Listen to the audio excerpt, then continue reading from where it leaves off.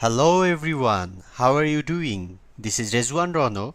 Subscribe me for future tutorials. Today I am going to show you how to format a hard drive on Windows 10. So let's get started with the tutorial. Go to my computer. Suppose we want to format drive F. Now let me show you something very important. Right click on the drive you want to format. Go to Properties. As you can see, the partition type is NTFS. So when you format a drive, you have to select NTFS partition type.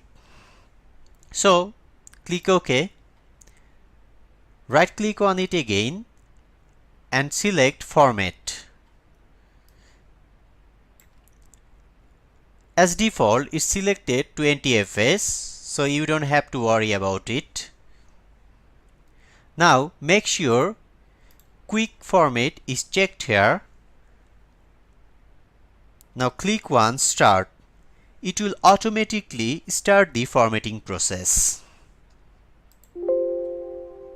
Click OK. So the format is complete. My work is done.